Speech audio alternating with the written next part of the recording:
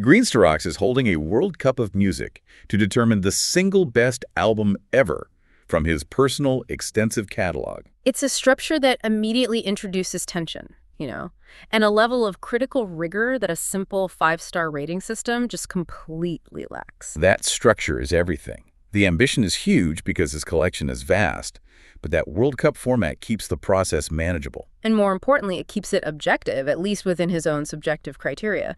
It completely removes that impossible pressure of comparing, say, every album he owns to every single other album. Instead, it forces these localized, intense comparisons. The mechanism is really straightforward.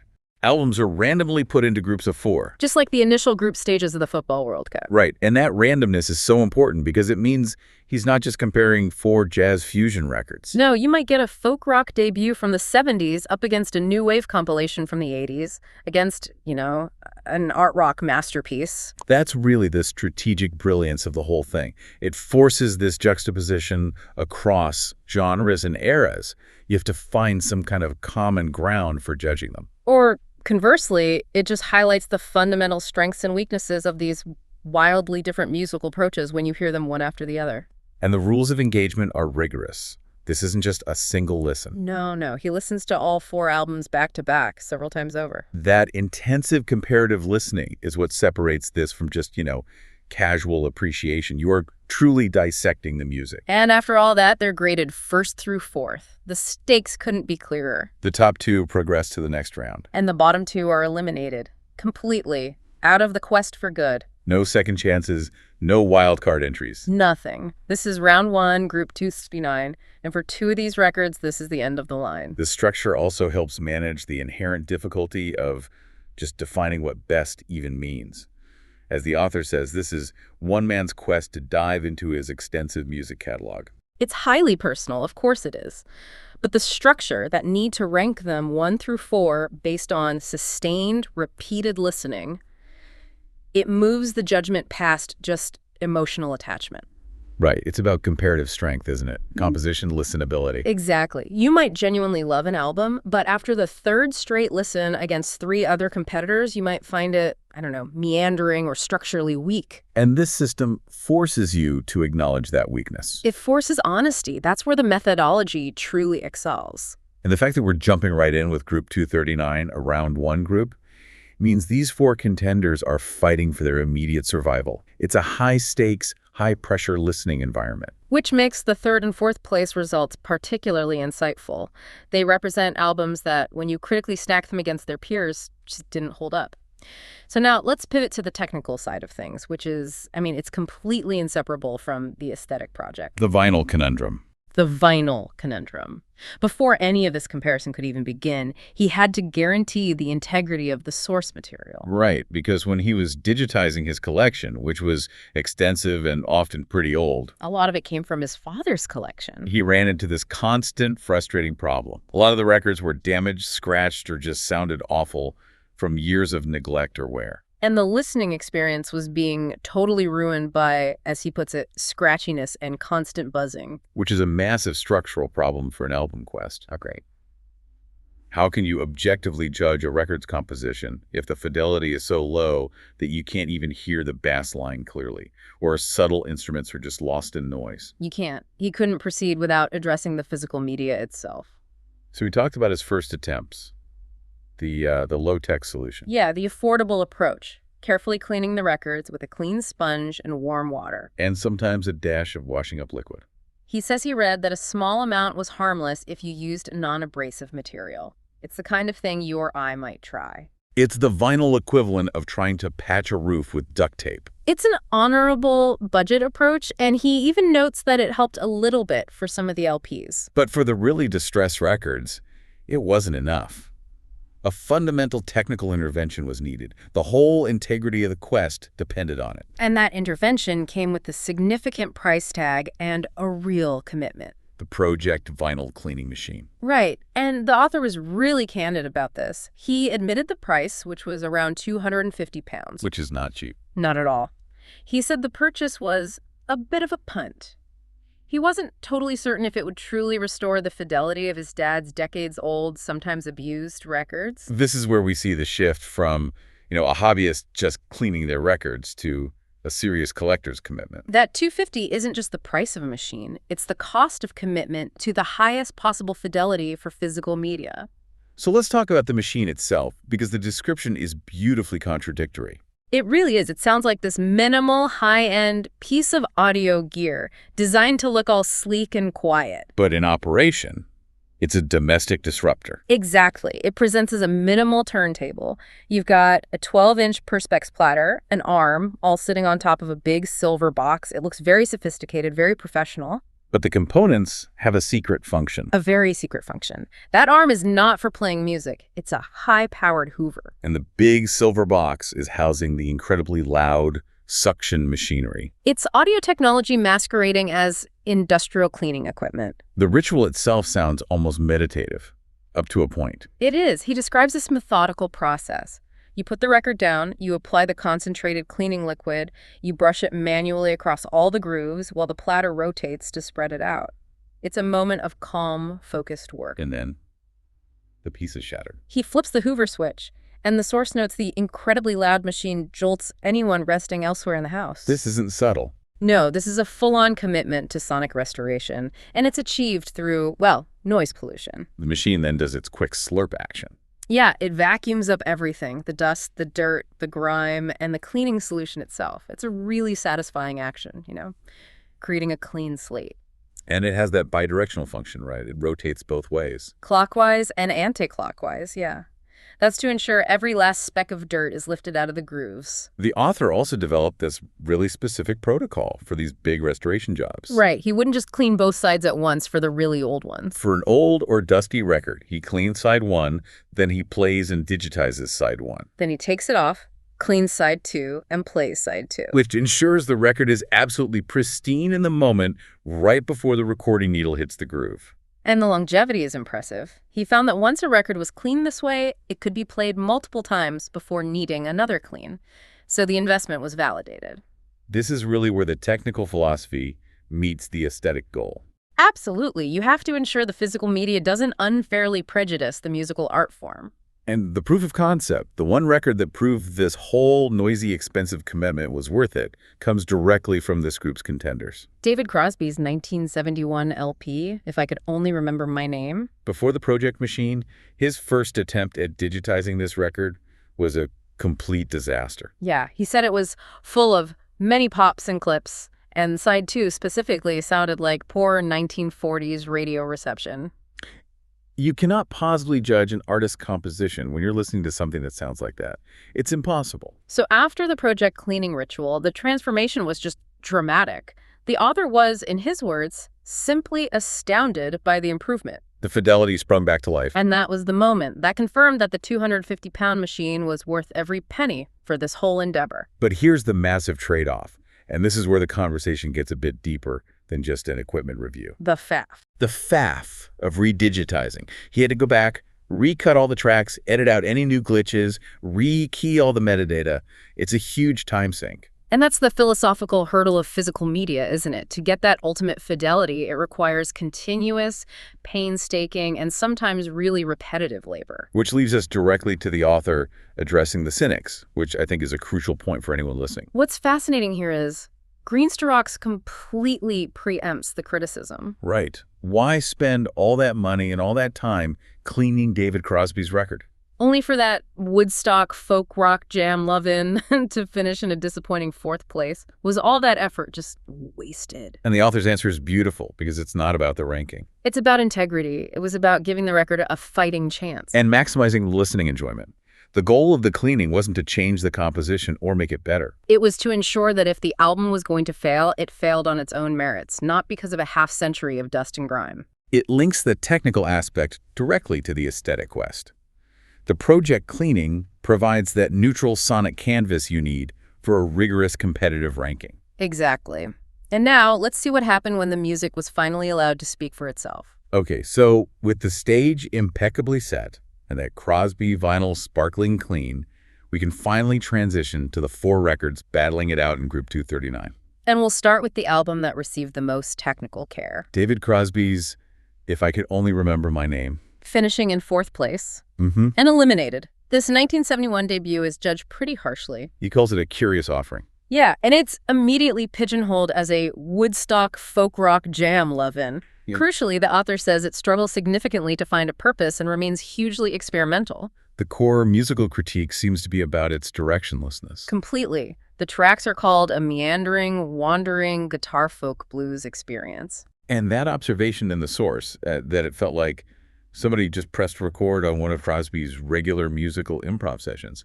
I mean, that's damning in a competitive environment like this. It is. It suggests a total absence of structure, of editing, of focused intent. And that lack of structure is absolutely lethal in this World Cup format. When you're listening to 4 albums over and over again, the ones that just meander and lack definitive compositions are the first ones to fatigue you. Definitely. He notes there are some nice harmonies on Laughing and Orleans, but overall the album is deemed bland and lacking in any real substance. But there's one notable exception he points out. Cowboy Movie. Yeah, he singled that out as the most compelling track. Why was that? Because it had a solid guitar hook and a genuine storytelling narrative. It had structure, it had a point. Which highlights that Crosby was capable of compelling composition, but it was the exception on this record, not the rule. And that brings us to the most remarkable aspect of this album, what you called the star power paradox. The guest list on this thing is unbelievable. It's one of the most incredible supporting casts you could imagine. Joni Mitchell, Jerry Garcia, Neil Young, Graham Nash. I mean, these are legends. So how do you gather that much talent in one room and produce an album that, in the author's view, fails to live up to the promise of such glitzy collaboration? That's the key question, isn't it? Usually, guest stars like that would impose some kind of structural integrity or at least bring a distinctive energy of their own. But here, they just seem to be absorbed into the general, relaxed jam session vibe. Which suggests that Crosby, as the primary visionary and editor of the project, just failed to synthesize that incredible talent into cohesive, memorable songs. The ingredients were Michelin star quality, Yeah. but the recipe was left unfinished. It just emphasizes that the composition, the underlying blueprint, is king. No amount of sonic polish, not even from a 250-pound Hoover, and no amount of celebrity power can rescue an album if its compositions are inherently weak or directionless. And that failure leads us to the author's clever little thematic link, the riddle me this connection. Ah, yes. Crosby, in the track What Are Their Names, asks who the men are that run this land. That quest for structure and power is even in the lyrics, which perfectly sets up our next contender. And the answer to Crosby's political riddle, at least according to Green's to Rocks, comes from our third-place contender, Nick Kershaw. Who exclaims in his hit, "I won't let the sun go down on me," that old men in stripy trousers rule the world with plastic smiles. Which brings us to Kershaw's entry, The Best of Nick Kershaw. Finishing in third place and also eliminated. Now, this is a compilation, and the author admits up front that he's a big fan of Kershaw. Which almost makes the critical assessment more painful. It does. Despite his personal affinity for the artist, he found the collection to be a rather dull experience and wildly inconsistent in its execution. This raises a really interesting critical question for the whole album quest methodology, doesn't it? Can a best-of compilation ever truly compete with a meticulously crafted studio album? In theory, you'd think it has an unfair advantage, all killer, no filler. Right. But in reality, as this case shows, the lack of a compositional flow and the inconsistent quality of the mixes can be absolutely lethal. And the problems here are very specific and technical. It all revolves around the editorial choices made for the compilation. The source details these key irks, which prove that a poorly chosen mix can just ruin a superb song for a critical listener. Kick the Track Nobody Knows. The author says it's an excellent song. But it's ruined by a poor extended mix. Specifically because of the odd decision to rip out all the verses and just keep vocals on the chorus. That is a cardinal sin of music compilation. You take a song that's emotionally and structurally satisfying, and you just reduce it to this repetitive, hollowed-out shell. It's prioritized for the dance floor, maybe, but not for the critical listening chair. For a competitive ranking, that lack of respect for the original composition is deadly. And the track Human Racing gets it even worse. Yeah, the extended mix is described as even more boring than the album version. So the compiler's choice to include these subpar versions actively penalized the whole collection. Exactly. The author wasn't judging Nick Kershaw's songwriting, which he loves. He was judging the presentation of that songwriting in the specific package. But it wasn't all bad, was it? No, he did single out the 12-inch mix of Wouldn't It Be Good as gloriously superb. He even argued it was arguably superior to the original single. Which proves that great mixes existed and were available, but their inclusion just couldn't compensate for the poor ones. So ultimately, the presence of what he calls substandard tracks, like One of Our Fruit Machines, is missing. Combined with those frustrating mix choices, just made the entire collection feel inconsistent. And he concluded that listening to this compilation was easily worse than just listening to any of his first 3 studio albums. It's a really compelling argument that in a true ranking challenge like this, the artist's cohesive original vision often outperforms a curated but flawed retrospective. Okay, so Crosby failed due to a lack of composition, and Nick Kershaw failed due to a failure of compilation and mixing. Let's move on to the albums that actually advanced. All right, finishing in second place and safely moving on to round 2, we have Kate Bush's 1989 studio album, The Sensual World. And technically, this was the complete opposite scenario to the Crosby LP. Totally. This record, maybe because it's more recent or was just played less, already sounded pristine. It didn't need the project intervention at all. Greenster Rocks noted it sounded frickin' superb. So he just pressed execute and moved straight to the comparative listening. And musically, it was easily strong enough to defeat the 2 that were eliminated. It's a testament to the album's structural integrity, even if he did judge it to be a bit hit and miss overall. It seems like it excelled specifically because it so successfully creates the atmosphere that's promised by its title. Absolutely. The source notes the creation of a sensual world of sound, which is achieved through delicate vocals and lush production. This album is a masterclass in sonic atmosphere and texture. It immediately establishes a mood that the Kershaw compilation, just by its nature, couldn't possibly achieve. And that the Crosby jam session only really achieved sporadically, if at all. So what were the high points that secured its advancement? The author highlights the incessantly beautiful violin work that threads through the opening 3 tracks. The Sensual World, Love and Anger, and The Fog. Right.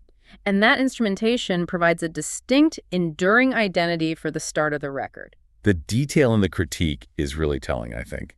He describes tracks like Deeper Understanding and The Fog as sounding particularly delicious. Yeah, and even the quirks are celebrated. The opening track where Kate Bush mainly sings yeah, over and over again. He says it kind of works, actually. Which shows that even the most abstract elements are contributing to that overall atmosphere. And the conclusion, this woman's work, is also deemed quite wonderful. Though he did feel it was a little too much on the short side, which, maybe speaks to the desire for that emotional crescendo to be extended a bit longer. But, okay, let's ask the question. Why didn't it win? If the album sounds superb and creates such a powerful atmosphere, where did it fall short? The author notes that the album loses its spark in a few places, and we need to analyze that specific inconsistency. He cites tracks like Reaching Out. Or the messy conclusion of Rocket's Tale. This is where that competitive format really shines. When you listen to an album multiple times back to back against a consistently strong contender, those minor structural flaws become amplified. They really stand out. And his feeling was that the album is a little unfinished, rushed perhaps. It seems like The Sensual World set this incredibly high bar at the beginning, but it just couldn't sustain that elevated compositional quality through its entire running time. It relied a little too much on the atmosphere, maybe. And when the core songwriting faltered, even slightly, the cracks started to show in this highly critical listening environment. It advanced, but the path wasn't perfect, and that left the door wide open for the ultimate victor. And that brings us to the champion of Group 239, the 4th and final contender, Roxy Music's 12 of their greatest hits. Spanning 1971 to 1982, this was the clear, undisputed winner. It emerged after only 3 or 4 listens. He acknowledged being wary of the waltz, which I love, meaning he was wary of giving undue credit to a compilation album. But he just couldn't deny the quality. This is a splendid collection of avant-garde art rock. Compared to the meandering Crosby, the flawed Kershaw compilation, and the occasionally inconsistent Bush. Roxy Music delivered a masterclass in sophistication. Brian Ferry and company display an abundance of panache, energy, and clinical musicianship. I think the crucial point here, and the one we really need to explore, is the timelessness factor. This collection's quality isn't just about the individual songs.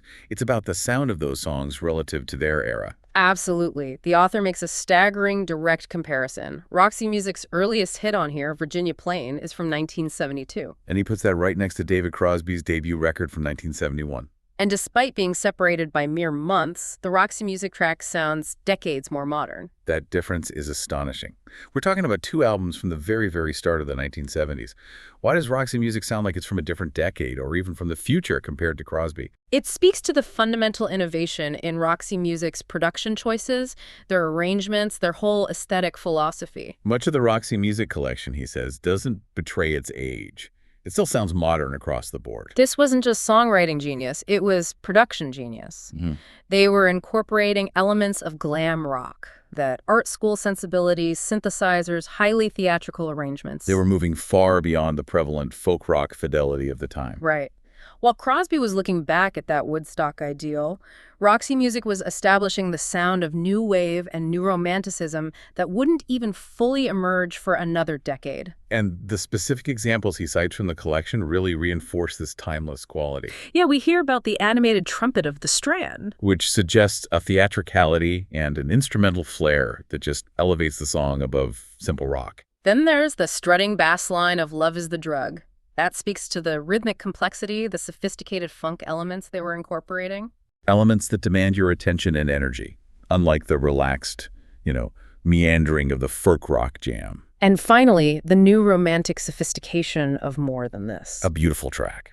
It just showcases Ferry's mastery of mood and melancholy, but it's wrapped in this clean, crisp, synthesized production style that felt utterly contemporary, even decades later. It's that consistency of innovation, sophistication, and just clinical execution that made it the undisputed champion of Group 239.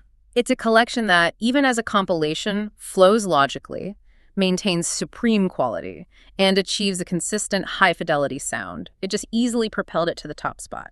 So if we connect this all to the bigger picture, Group 239 serves as this perfect microcosm. It really does.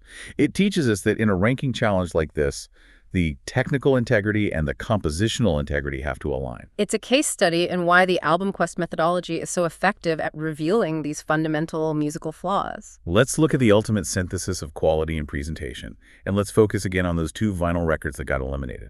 Roxy Music and Kate Bush move forward to round two, but the crucial takeaway is that relationship between the physical effort and the artistic outcome. The David Crosby record is the perfect example. Greensterox made a monumental investment of money and time to restore the sonic quality of that 1971 LP. He got it to pristine condition. He removed the pops, the clavus, that 1940s radio reception sound. The result was pure, maximized fidelity. But once that sonic barrier was removed, the composition itself was exposed. The album's experimental, directionless nature, its meandering, it just couldn't compete. It couldn't compete with the sophistication of Roxy Music or the sustained atmosphere of Kate Bush. The composition failed, not the playback. Cleanliness and fidelity are just prerequisites for an accurate judgment. The project cleaning ensures a fair test. But the underlying musical substance dictates the ultimate outcome. The author could finally enjoy the best possible version of that Crosby record. But that enjoyment, when you divorce it from competitive strength, didn't translate into competitive success. And conversely, the Nick Kershaw collection failed.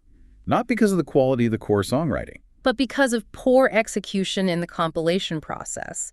Those substandard tracks and, crucially, the inclusion of those terrible extended mixes. The editor failed the World Cup challenge, not the artist. This provides a really robust definition of what best means in this context. Best is the album that maintains the highest standard of structural, compositional, and production excellence across its entire running time, as judged under that intensive comparative pressure. The Kershaw compilation was structurally weak because of its inconsistent presentation. And the Crosby album was compositionally weak in its original form. So the journey Greensterox undertakes is one of necessary obsession, really. It proves that while you can improve the listening experience dramatically through technology, and that Project Machine did its job perfectly, you cannot retroactively fix a composition that struggles to find its purpose. You can clean the sound, but you can't clean the songwriting. The author's investment in that machine wasn't to change the ranking. It was to remove all the excuses. So when an album loses, The verdict is definitive. So what does this all mean for us and our understanding of what defines lasting musical quality? It means that true timelessness requires both vision in composition and clinical execution in production. And in this group, that was something Roxy Music had just mastered, seemingly effortlessly. The source notes this striking disparity between two albums that are separated by just 1 year. 1971 David Crosby and 1972 Roxy Music. And Greenstrokes was astounded by it, calling the Roxy Music stuff decades more modern. That single observation is maybe the deepest takeaway from this entire group analysis. It raises a really important question, I think, for anyone who wants to conduct their own album quest across decades, especially if you're trying to find the best of all time. And the question is, when you're assessing the overall quality of an album, how much of the sound, meaning the production techniques of the era, the studio tricks, the fidelity, the arrangement complexity, how much should that be weighted against the fundamental songwriting and composition? It's a tough one. Crosby's album is very much of its time. It relies on those natural acoustic soundscapes and that laid-back folk fidelity. It's authentic to the Woodstock Jam ethos. Right. Roxy Music, on the other hand, sounds engineered, it's constructed, it's theatrically styled.